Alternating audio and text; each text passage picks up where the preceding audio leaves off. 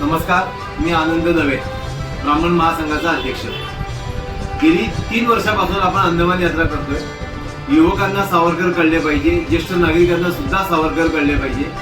सावरकरांवर व्याख्याने देणारे व्याख्याते सुद्धा आपण निर्माण केले आणि अभिमानाची गोष्ट ही आहे की सावरकरांवर व्याख्यान देताना आपण 1 रुपयाचं सुद्धा मानधन घेत नाही। 40 पेक्षा जास्त शाळांमध्ये 2000 पेक्षा जास्त मुलांना सुद्धा आपण व्याख्याने दिली।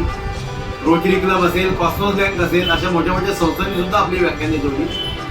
आता आम्ही पुढची पायरी गाठत आहोत। सावरकरांवर व्याख्यान आणि सावरकरांचा अभ्यास अंदमान मध्ये जाऊन करायचा। अंदमान मध्ये जाऊन लोकांना सावरकर सांगायचे। 370 कलम, सावरकर आणि फाळणी याच्यावर व्याख्यान द्यायचं। सावरकरांचं हिंदुत्व याच्यावर व्याख्यान द्यायचं।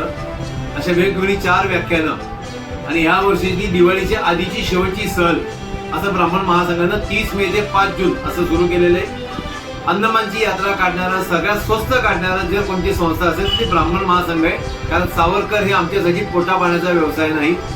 फक्त 53,000 रुपये कोणत्याही छुपा शुल्क टॅक्स नसताना पूर्ण विमानाने जाणं येणं, तिथे एसी मध्ये राहणं, एसी मधली प्रवास बस, 4 दोन्ही 5 सर्व दिवसाचं चहा पाणी नाश्ता जेवण हे सर्व आपण 53,000 मध्ये करतोय। सावरकरांची व्याख्यानं आहेत, किती 6 बेट, ते जेल, सर्व काही बघण्यासारखे, म्युझियम, प्रॉपर अंदमान सिटीचं दर्शन। पुणे सुभाष बाबूंनी आझाद हिंद सेनेच्या वतीने जेव्हा भारत देश स्वतंत्र झाल्याची घोषणा केली, तिथं जेव्हा तिरंगा फडकवला तो फ्लॅग पॉइंट, अंदमानमध्ये खूप काही पाहण्यासारखं आहे। अंदमानचा समुद्र किनारा तर जगाच्या अनेक समुद्र किनाऱ्यांना टक्कर देईल एवढा मोठा आहे आणि सर्वात महत्वाचं तिथं आपले सावरकर आहे। सावरकरांसाठी आता आम्ही एवढंच करू शकतो, आम्ही तेवढं करतोय। माझी आपल्याला विनंती आहे की तुम्ही आमच्या बरोबर 30 मे ते 5 जून यावं। सावरकर अभ्यासावे, अंदमान अभ्यासावं, सावरकरांचा त्याग अभ्यासावा। ब्राह्मण महासंघाच्या वतीनं आपल्या सर्वांना विनम्र आवाहन।